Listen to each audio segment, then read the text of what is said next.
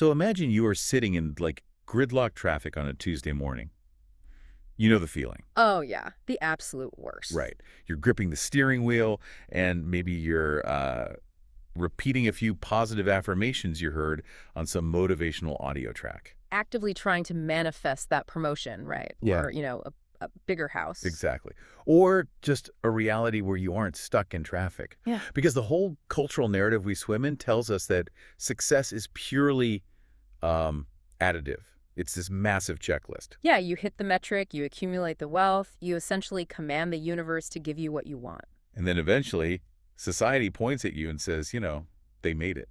Which is, it's the ultimate consumer approach to reality. We basically treat the universe like an energetic vending machine. Right. Like if you put in enough positive thoughts or the right manifestation techniques. Hell pops the luxury car or Yeah. the executive title. But then you step into the world of ancient Vedic philosophy and that entire checklist just shatters. Completely falls apart. Yeah. So we are looking at a paradigm of success today that completely upends everything a modern, ambitious professional is taught to value. Which is why I'm so excited about this deep dive. Same.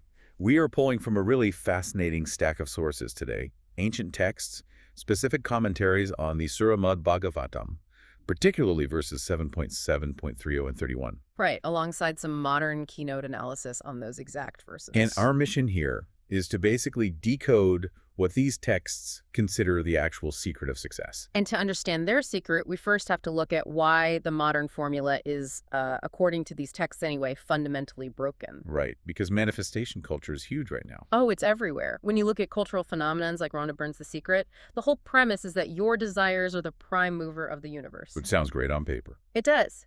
But the Vedic framework introduces this massive variable that manifestation culture completely ignores, which is karma. Right, because, if you could just visualize your way to wealth, everyone who really, really wants to be a billionaire would just be one. Exactly. It completely ignores the actual mechanics of reality. So how does the Vedic framework view those mechanics? Well, it says the universe is operating on incredibly complex laws of action and reaction, all based on previous activities. You can't simply, bypass the laws of physics or karma just through intense wanting. That makes a lot of sense. But the critique goes much deeper than just how we get what we want. The Vedic framework questions what we are actually desiring in the first place. Meaning what, exactly? Well, the modern mind measures success by what we gather, right? The Vedic mind measures success by what we are willing to permanently let go of. Wow, okay. That's a total flip. It really is. Yeah.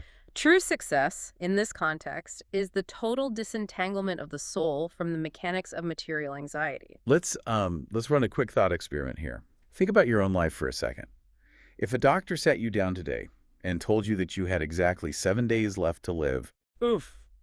A heavy scenario. Right, but how would your definition of success change over the next hour? Would you still be agonizing over an unread email from your boss? Definitely not. Would you care about your follower count? Not even a little bit. The superficial layers of identity just burn off instantly in that scenario. They really do. Yeah. Your priorities just bottleneck into what is actually important. What's actually eternal, yeah. And that is not just some hypothetical exercise. That's the literal historical premise of the Srimad Bhagavatam. Right. The whole text centers around Maharaja Parikshit. Yes. A deeply powerful emperor who receives this curse that he will die in exactly 7 days. And he doesn't spend those 7 days, trying to establish a succession plan or build a giant monument to himself. No, he abandons the entire empire. He just walks away from the ultimate pinnacle of material accumulation. He sits on the bank of the Ganges, right? Exactly.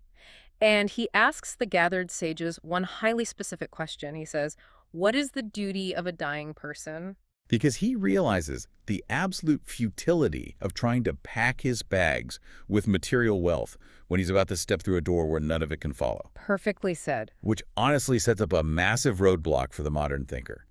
Because if the ultimate success is learning how to detach from this material illusion, how do we actually acquire that knowledge? Right, because our default setting as educated professionals is to just figure things out ourselves. Exactly. If there is a problem, we research it, we apply logic, we debate, we test. You're describing the empirical method, which the Vedic texts call the ascending process. It's bottom-up discovery. Ascending, okay, so climbing up. Yeah, we use our eyes, our ears, and our intellect to try and climb the mountain of truth step by step. But I'm guessing these texts say that doesn't work. They argue that our blunt material senses are totally flawed. Our intellect is conditioned by the very illusion we are trying to escape. Right. You can't use a broken compass to navigate out of a maze. It makes me think of trying to break into a locked computer system. Oh, that's a good analogy. Yeah, the modern ascending method is like sitting at the keyboard, typing in millions of random password combinations, and just hoping you eventually stumble onto the absolute truth by sheer cognitive exertion. You'd be sitting in the dark forever. The math simply doesn't work in your favor. So what's the alternative? Which is why the Vedic epistemology relies entirely on the descending process. You don't guess the password. You get it from someone else. Exactly. The system administrator, the entity who built the network and sits outside the firewall, simply walks up and hands you the password. The truth is revealed top-down by a higher authority. Okay, I have to pause you right there. Because if I'm a highly educated professional listening to this deep dive, the idea of just waiting for an authority to hand me the truth sounds alarmingly like blind dogma. It does, yeah. I mean, we are practically hardwired to view implicit faith as intellectual weakness. We question everything. And it is a totally natural defense mechanism to feel that way. We've seen authority abused constantly in the material world. All the time. But the sources don't frame this as blind fanaticism. They actually frame submissive hearing as a rigorous scientific methodology. Okay, walk me through that. How is hearing someone else speak a science? Think about being a student in like a high-level university chemistry lab. Before you can successfully run a complex experiment and witness the chemical reaction for yourself, what do you have to do? You have to trust the professor's foundational formula. Exactly. You don't walk into the lab on day one, cross your arms, and say, I reject the periodic table of elements until I personally discover and verify each one. Right, you would fail the class before you even started. You have to use their established framework to even run the test. Exactly the point. You accept the descending knowledge from a bona fide authority, you run the experiment exactly as instructed, and then you get the realization. So the result verifies the faith. Yes. The texts call this methodology Shadaya Tat Katayam, which means hearing the topics of the absolute truth with faith. Active hearing is the experiment. I really like that framing. When you actively absorb transcendental literature from an authorized source, it triggers a purification in the consciousness that you can directly perceive. But, it requires you to accept the formula first. And accepting that formula brings up a massive psychological hurdle.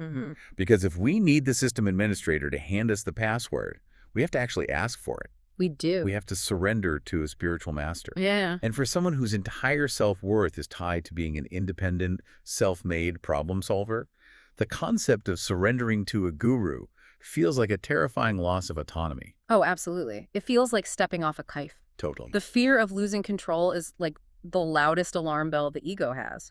But the Vedic texts reframe the entire concept of surrender. How so? It's not about becoming weak or giving up your agency. It's actually framed as strategic delegation. Okay, let's dig into that. How is surrender a strategy? Consider a highly skilled airline pilot.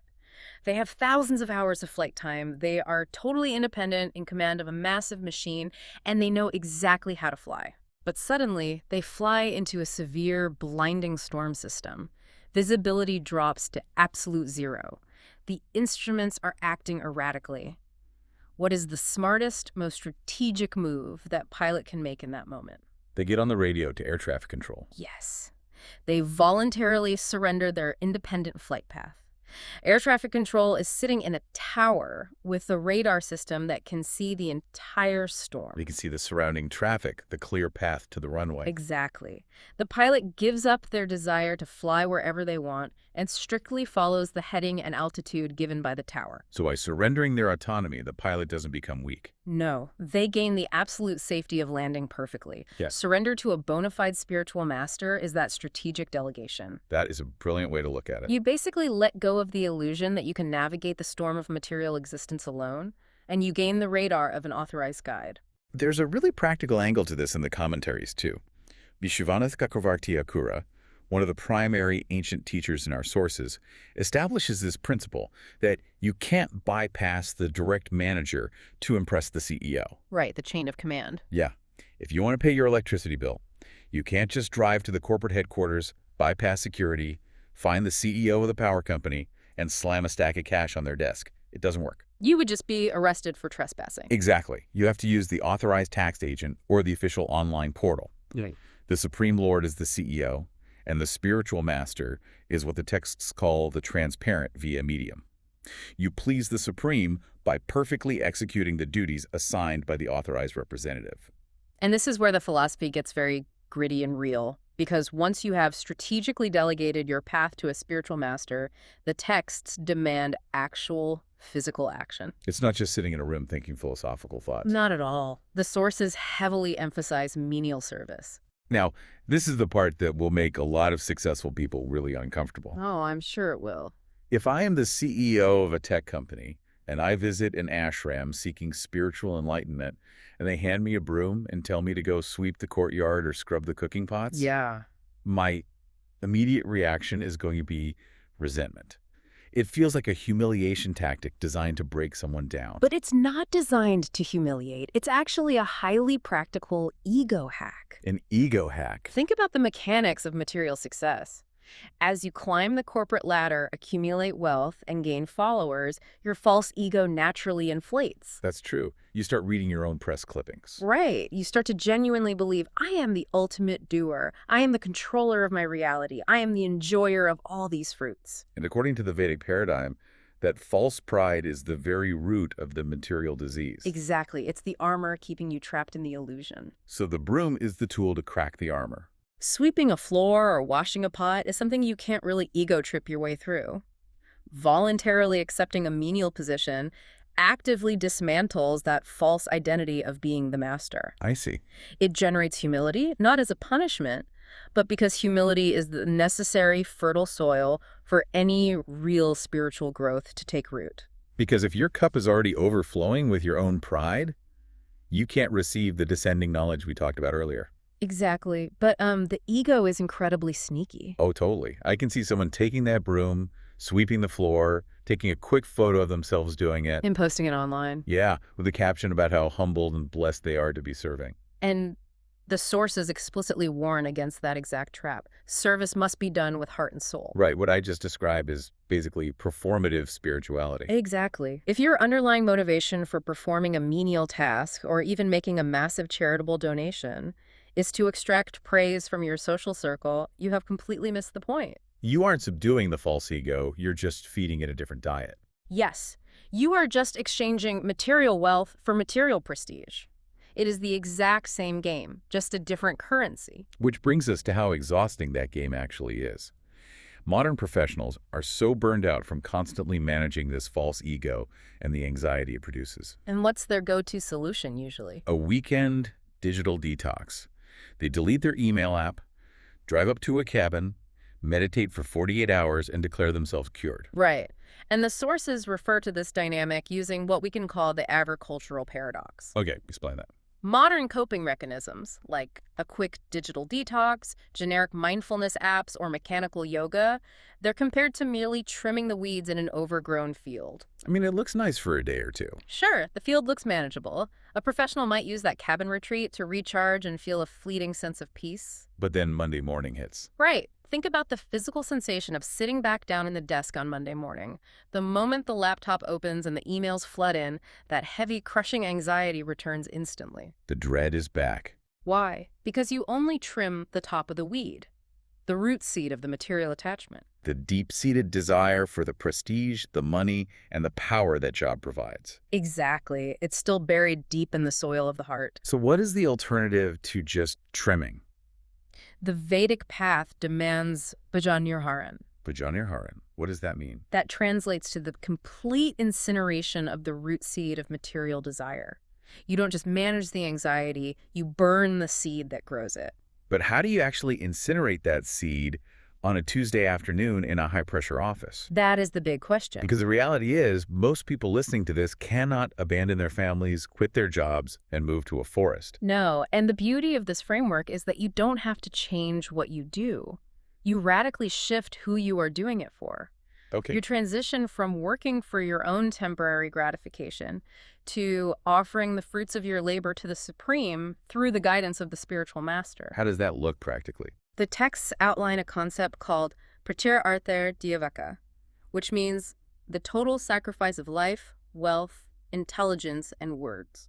Break those four down for me in a modern context. Well, if you cannot dedicate your entire life, your pret, to living in a monastery, then you offer a portion of your wealth, your artha, to support the spiritual mission. And if you lack wealth? You use your intelligence, your dia. Oh, I see. So if you are a successful software engineer, you don't have to stop coding. You use your specific intelligence to build a platform that distributes spiritual literature. Exactly. Or if you are a doctor, you use your medical expertise to run a charitable clinic part-time. You don't throw away your hard-earned skills. You redirect them. Precisely. And if you lack wealth or specialized intelligence, you use your words, Vaka, to speak about these truths and uplift others. You're just changing the beneficiary of your daily actions. Right. But doing this in the modern corporate world requires an incredibly strong protective ecosystem. Surrender is total, but it is not blind. Meaning you have to protect the experiment while it's running. Yes. The texts stress the principle of siddhava sadhakara. A saintly person must be strictly saintly in their behavior. You need sharp discrimination. Meaning you don't just hand your life over to the first person on the internet who claims to be a spiritual influencer. Especially if their private life is highly materialistic or unethical. Right. You offer respect to everyone, but you must rigorously guard your mind. For intimate association, you need genuine practitioners. You need a team, basically. Yeah, you need a cheerleader to keep you inspired when the work gets hard. You need a challenger to point out your blind spots and hypocrisies.